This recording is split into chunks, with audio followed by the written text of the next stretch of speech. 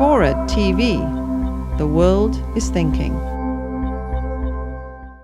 In the last year, I think we've seen a big jump in the growth of the cell phone, or the device formerly called the cell phone, as a citizen of the internet, and that is the iPhone. And the iPhone matters not because it comes from a company that happens to have a very hot brand right now, Apple, not because Steve Jobs is just genius at marketing and got what, by one estimate, was $400 million worth of free advertising by announcing it 6 months before it shipped. Not because of any of the coolness factors, not even because of the hardware design, which is very slick and sleek. I know some of you have. There's somebody here with an iPhone. How many have an iPhone? Wow, this is an unusual crowd. I'm in Aspen, yeah. They only sold 6 million of them. 4 million were sold in Aspen, I think. I'm not sure, but actually, I shouldn't say only. That was a pretty good sales total for the first year on a device that started off at $600. The important thing about the iPhone, and the important thing about almost every technological gadget or device you will see, is software. It's not the hardware. The hardware is beautiful. The hardware is slick. But the hardware is made, I don't know how some of you probably know this. All of your laptops, you with the sleek MacBook Air and you with the clunky Dell, doesn't matter. All of them are made in about 5 companies, by about 5 companies in China, who have between them, I don't know, 20 factories, some relatively small number of factories, and your Apple over there and your Dell over there may be made in the same factory. Hardware design, of course, is important, and Apple does a good job designing the hardware. But the key to this is software. And why do I say the iPhone is important? Why do I say it has made a big leap in the importance of the cell phone as a citizen of the internet?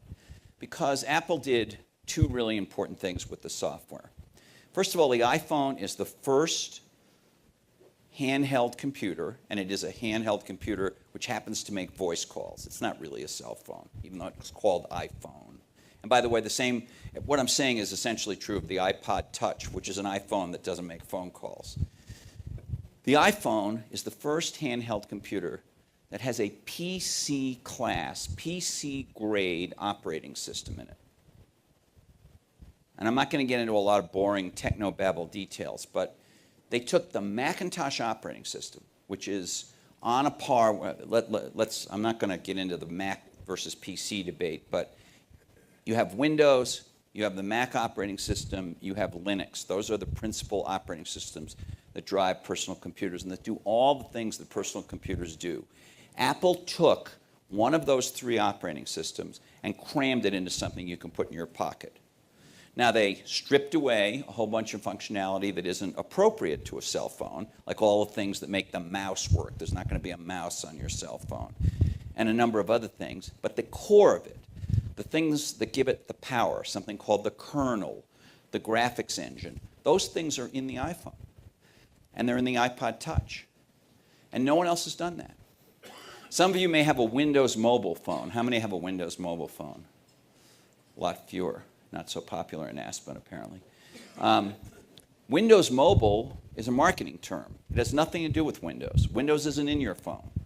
There's an operating system in there that under the covers is much more primitive and much cruder and much older and much more patched up than what Apple has jammed into the iPhone.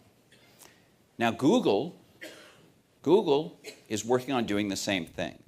By the end of this year, you'll be able to buy phones not made by Google, but carrying an operating system made by Google that's based on Linux called Android. And because it's based on Linux, it basically has the guts of a PC class operating system in it. And why does this matter? Why would you care? It matters because it allows those phones to become real platforms. It allows those phones to scale. It allows all of you, any of you who want to become software entrepreneurs, to write software that will run on these things. Now, you can write software for a BlackBerry, and you can write software for a Trio, but you're going to be able to do a ton on these platforms.